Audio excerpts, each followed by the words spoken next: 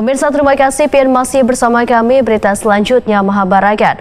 DPRD Banjarmasin sangat mendukung program Dinas Lingkungan Hidup Banjarmasin dengan gerakan masyarakat 100.000 bawah berumahan berasih sampah. Gerakan Bebabasa yang akan dilakukan di 5 kecamatan di Banjarmasin ini tentunya akan sangat membawa manfaat bagi warga lantaran membuat lingkungan menjadi bersih dan nyaman.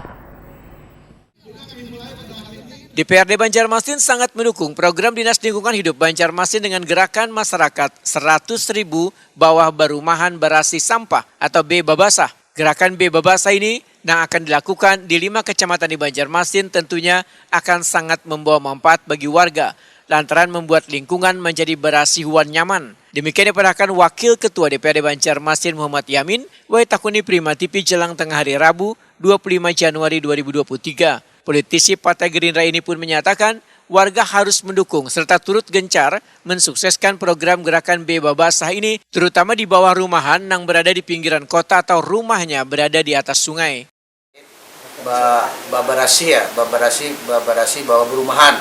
Ini tidak tanggung-tanggung. Target yang diinginkan mereka ini adalah 100.000 rumah. Berarti kalau 100.000 rumah kan hampir separuh di Banjarmasin, no? Jadi kita sangat mengapresiasi yang ini, mudah-mudahan apa yang dilaksanakan oleh pemerintah kota khususnya lingkungan hidup ini bisa terlaksana dengan maksimal dengan baik. Bukan hanya slogan Babarasi bawah berumahan dengan target 100.000 rumah di kota Banjarmasin ini bisa tercapai. Muhammad Yamin meminta dukungan dari seberatan lapisan warga di kota Seribu Sungai ini sehingga bawah berumahan yang dulunya rigat menjadi bersih serta membuat lingkungan menjadi bersih dan terhindar dari segala penyakit. Yang berisi berumahan yang rigat, yang kotor ini kan perlu nantinya dengan adanya gerakan ini yang dimiliki pemerintah dan keterlibatan oleh kecamatan masing-masing dan 52 kelurahan itu bersama-sama untuk melaksanakan kegiatan bebersih bawah berumahan tadi.